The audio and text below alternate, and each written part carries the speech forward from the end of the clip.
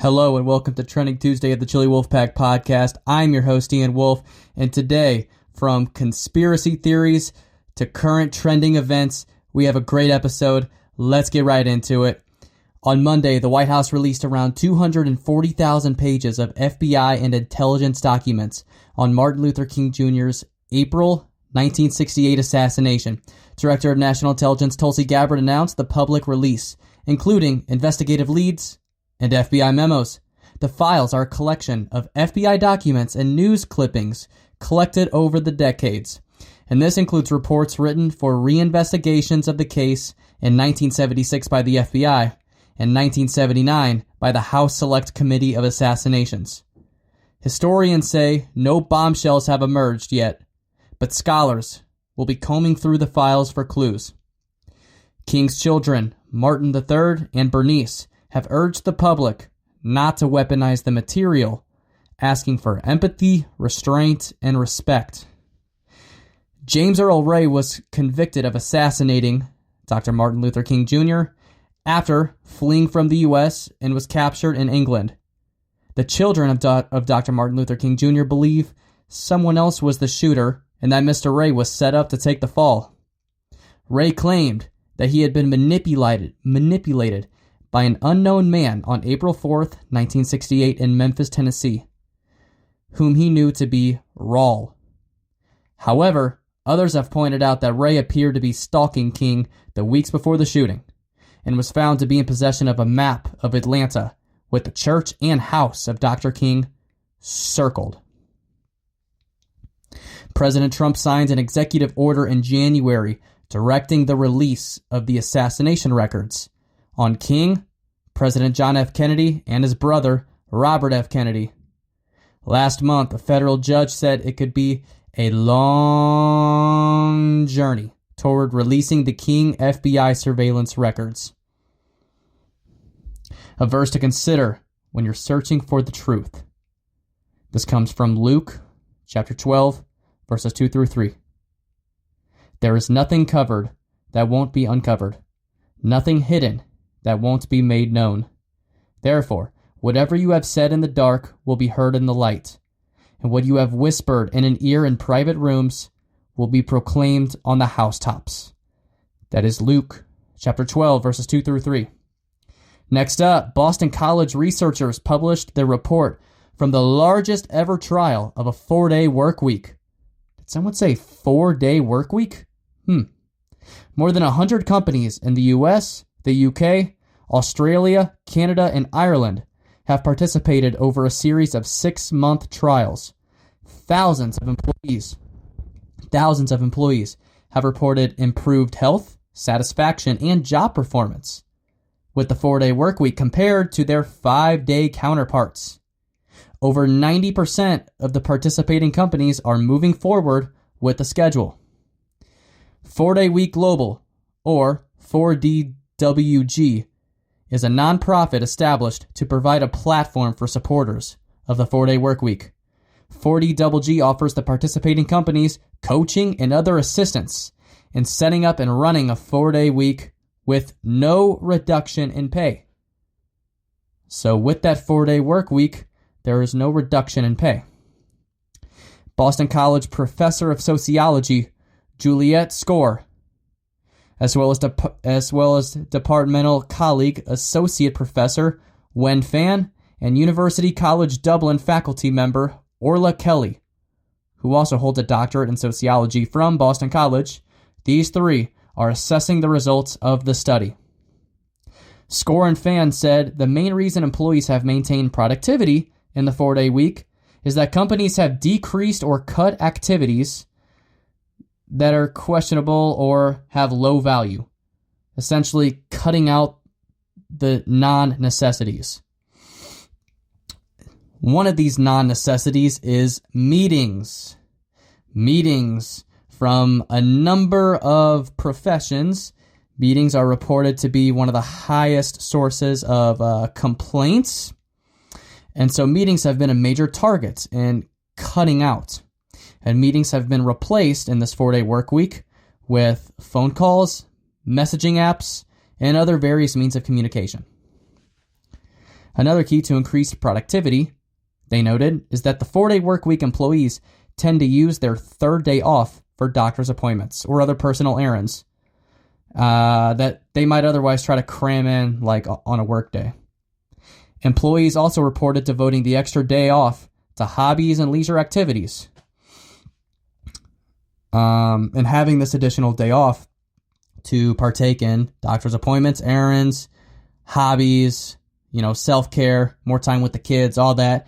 This, will likely contribute to better mental health and, satisfaction of life. You like life more. You're not so overworked. My goodness. According to SCORE, when asked whether they would continue using the 4-day model, she said, quote, "None of the companies answered no or likely no." That should tell you. Testing. Okay, sorry about that cutout. Here we go. The 4-day work week's tangible benefits for employers, SCORE and Fan added, include lower employee health. Another benefit includes lower employee healthcare costs, less employee turnover, and an asset for recruiting new workers. I mean, yeah. So if you're on the job hunt searching for a new job, you come across.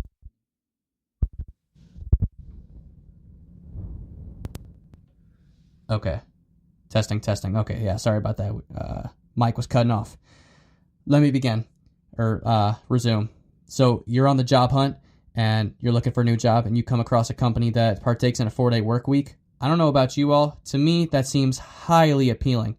And I don't know if they're still getting in that rough 40 hours a week in 4 days. So it'd be like a 10-hour work day, or if it's still roughly an 8-hour day, but you're working 32 hours. I would assume that they would make up a couple more hours in those 4 days to still get your 40 in. But yeah, I would rather work, 2 extra hours a day, but have an additional day off. I mean, sign me up. Whether it goes like Friday, Saturday, Sunday as your 3 days off, Saturday, Sunday, Monday, or maybe it's Saturday, Sunday, and there's a spot, there's a spot day off in the middle of the week, say like a Tuesday or Wednesday is your third day off. Either way, I am so down for that. And I think a lot of other people could really get behind that as well. So for more information about a 4-day work week, see www.4dayweek.com. That is www.4dayweek.com. Next up, President Trump unveiled a massive trade deal with Japan, lowering tariffs from 27.5% to 15% in exchange for Japan's $550 billion investment in the United States, including purchasing 100 Boeing planes and upping defense spending with American firms. This up in defense spending goes from $14 billion to $17 billion. President Trump says the U.S. will receive 90% of the profits from the investment, and that the deal will increase American industry's market access in Japan. Alongside, the S&P 500 reached an all-time high, and Japanese auto stocks, Toyota and Honda, both accelerated by 12%. Last Wednesday, President Trump said Japan and Indonesia were opening their markets to the U.S., and Trump said, quote, "I will only lower tariffs if a country agrees to open its markets. In eternal perspective, our ultimate purpose is to glorify God, the creator of the universe, the God who provides, the great innovator, and the inventor of everything. No matter what the state of the economy is or what new technology emerges, remember to use all of your resources to point others to eternal hope in Him." From Colossians chapter 1, verses 15 through 16. That is Colossians chapter 1, verses 15 through 16. We have, "He is the image of the invisible God, the firstborn over all creation. For everything was created by Him, in heaven and on earth, the visible and the invisible. Whether thrones or dominions or rulers or authorities, all things have been created through Him and for Him." In a recent episode of This Past Weekend with Theo Von, CEO of OpenAI Sam Altman warned that conversations you're having with ChatGPT are not protected by legal confidentiality, even if you treat them like therapy. No HIPAA, no attorney-client privilege. In a legal case, your AI chats could be subpoenaed which means you are legally required to testify and provide documents of those conversations.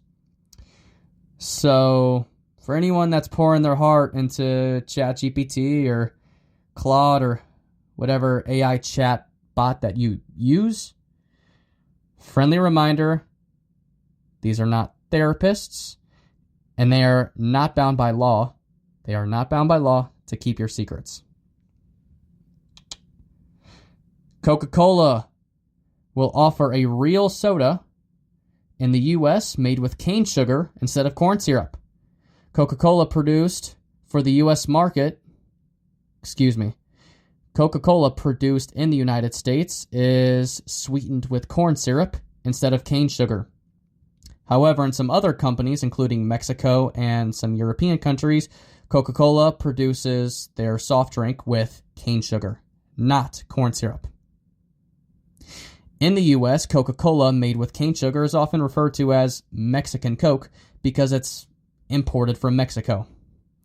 John Bodie, the CEO of the Corn Refiners Association, the CRA, said last week that, quote, replacing high fructose corn syrup with cane sugar doesn't make sense, given Trump's support of American farmers.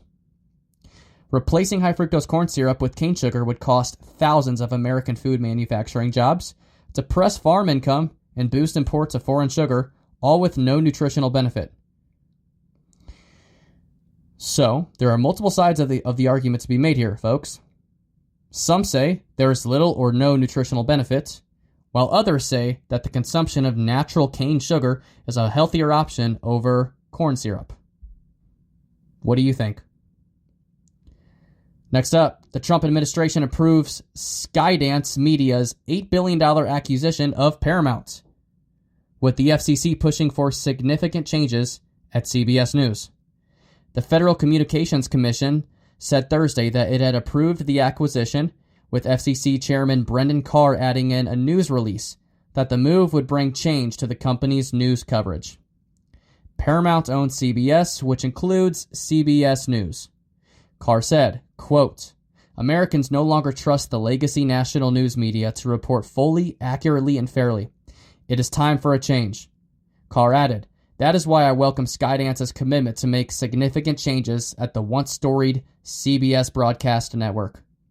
In particular, SkyDance has made written commitments to ensure that the new company's programming embodies a diversity of viewpoints from across the political and ideological spectrum.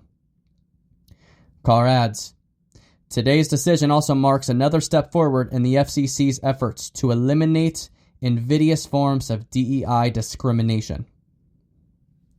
All right, folks, on the flip side, in an emailed statement, the lone Democrat in the FCC leadership, Commissioner Ana Gomez, said, in an unprecedented move, quote, in an unprecedented move, the once independent FCC used its vast power to pressure Paramount to broker a private legal settlement and further erode press freedom.